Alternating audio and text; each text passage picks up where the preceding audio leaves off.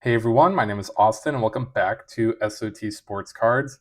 We've got a unique setup for today's video. You're probably wondering, what are all these numbers? Why are there no boxes to open up? Why are there no packs to rip into? We've got a fun idea here that I want to pursue. So I've been watching some videos on YouTube of people doing these blind rankings, filling out a top 10 of what it could be: an NFL player, it could be a WWE wrestler, without knowing what's coming next in the order. So, for instance, if I got, let's say, Patrick Mahomes in the first spot here, but I think that maybe Tom Brady, the greatest of all time, is going to slot in somewhere down the line potentially, maybe or maybe not. I might throw Patrick Mahomes at number two. If Tom Brady doesn't show up, you could end up with Kyron Williams from the Rams at number one in a random order. So I'm trying to mimic that idea, but with a whole stack of sports cards. We've got them all covered up here.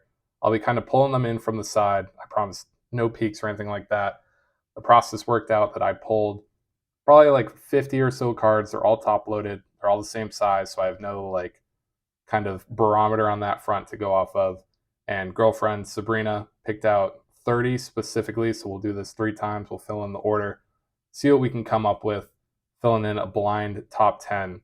And I imagine there's some variety in here with QBs of varying skill levels. There's running backs, wide receivers, tight ends, some defensive guys. So I don't know the final list of who's in here. I have a vague idea of who could be in here. So we'll see how it all goes. But I'm excited for this one. We were doing some blind NFL player rankings just off of like a random name generator, basically.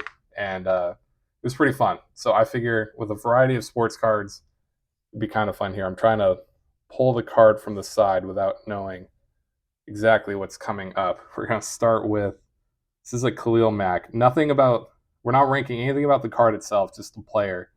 But this is a fun at a 99 parallel from Classics, Khalil Mack. Now, knowing there's probably way more offensive players than defense, but you never know. Knowing that, I feel like I have to stick Khalil Mack somewhere towards the bottom. He's very good, though.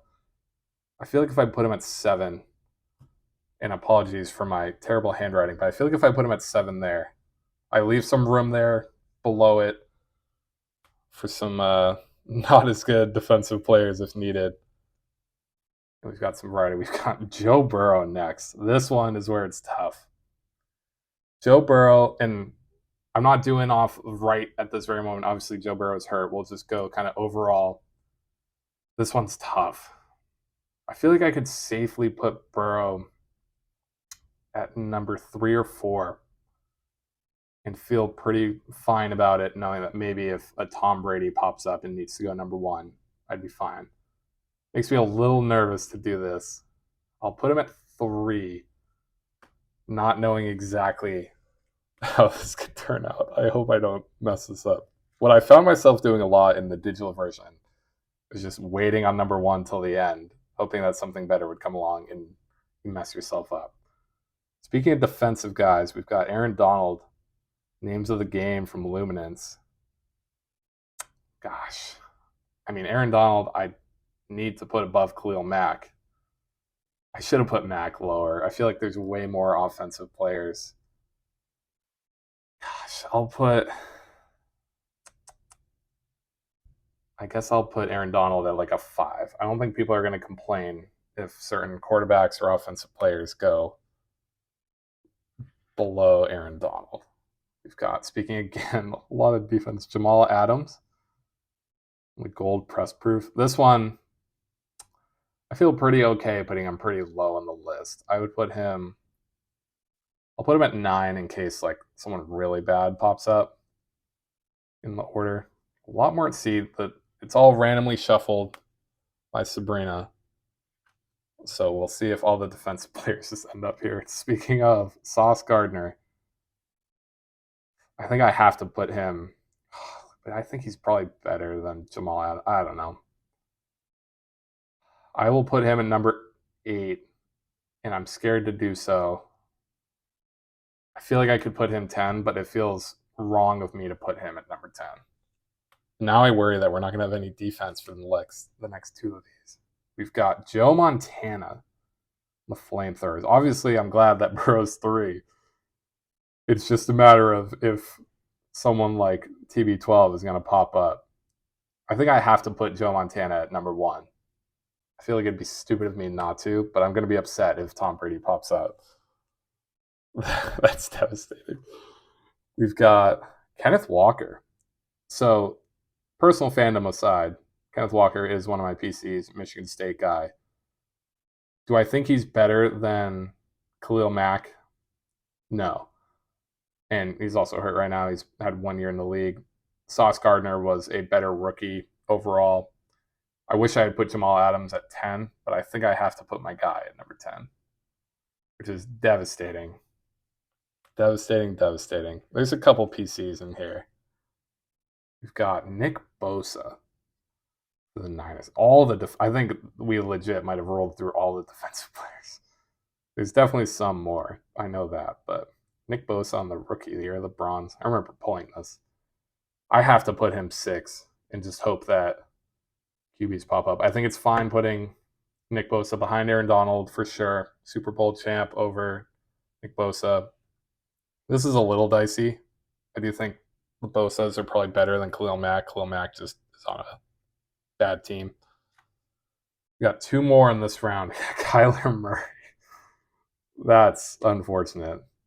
That's one I would have loved to have like down here. Kyler has to go 4. Putting a little too much weight in the QBs. And then who's our number 2? Who's going to be better than Burrow but not as good as Montana? Brock Purdy. Ugh. Devastating. The QBs did come as I expected. They're the top 4, but that's pretty rough. I don't even want to try and justify this. A lot of times you see people try and justify it, but I would have done Burrow over Purdy, Kyler way down here somewhere. Just ended up with a heavy defensive round. So not too bad. Let me know what you guys think of round 1 in the comments. Just be sure to specify because we're going to do this a couple more times. We'll be a little speedier now that we know exactly what we're doing. I don't want to mess with my beautiful note cards, leaving the numbers. But let me know if you guys want me to pursue this again with a different group of players. It could be a lot of the same players, just in different numbering. Our first one here, TJ Watt. This is tough. That was very similar to the last one. Knowing that, this is partially not blind in the sense of I know we just went through a lot of defensive players, but TJ Watt is arguably one of maybe top 2, top 3 defensive players in the league. I'd feel pretty comfortable. I'd say I'd put him at, I want to put him at 5. I'm going to put him at 6 for right now. I don't know why I said for right now. I can't move him. I feel a little rough about that placement already. We got Brandon Ayuk on that select die cut.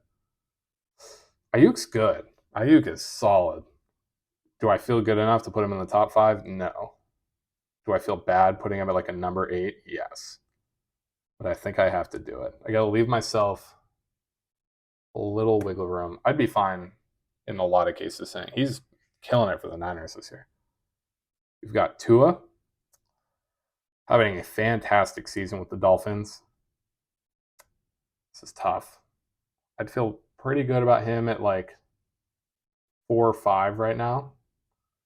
Makes me a little nervous again. I'm gonna do 4 just to give myself 5 as some leeway in case another Brock Purdy situation pops up. Got Derwin James. I love this card. Very cool looking. I do think I have to keep Derwin James pretty low in the order, though. I might have to stick him as my 10, which is devastating because I do like Derwin James. All right. Let's roll through here. Almost halfway. We've got Randy Moss on the Stairmasters. This is sketchy. One of the greatest receivers of all time. I'd feel confident putting him at 2. Again, giving myself the leeway on either side. I feel nervous that we don't have our clear-cut number 1 yet. Up next, Champ Bailey. I have a few of these like different parallels from classics. I think this is 2021. But Champ Bailey, I might put him at 7. Do I think TJ Watt? I think TJ Watt is more dominant at his position than Champ Bailey was. Champ Bailey was very good. I think I can put him at 7. That one might cause some ruckus in the comments. We've got, after the halfway point, I guess more than halfway, Jared Goff. Oof. Oof, oof, oof. That's tough. He's having a great year with the Lions. I wish I had put Champ Bailey maybe down here. I feel like I'm going to put Goff 9. I think the team around him, similar to Purdy, is where the strength really is. I feel bad about that one because I love Jared Goff. There we go. We got the GOAT. I feel great about that Randy Moss pick now. And they're together. 1-2. That is fantastic. All right. No matter what now, I'll feel good about that order. No Brock Purdy situation. We've got Aiden Hutchinson.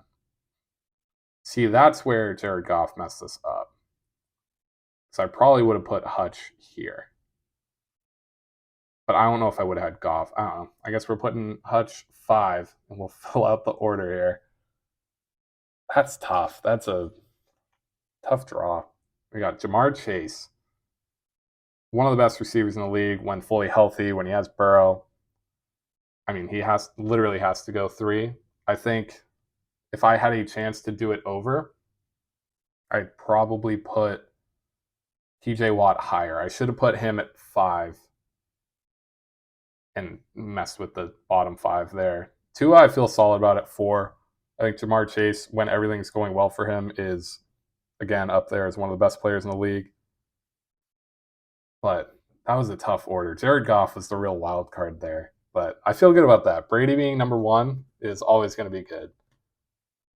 But now, knowing what I know, I have to be a little more generous with the number 1 spot, I think, because Brady and Montana are off the board. We'll see. I don't know. There's guys like Mahomes. There's some other legends that could pop up here. But kicking off the final round is Justin Herbert. I love this card. On the, I think it's club level, suite level from Select. Same thing. This is a tough one. I think I have to put him at.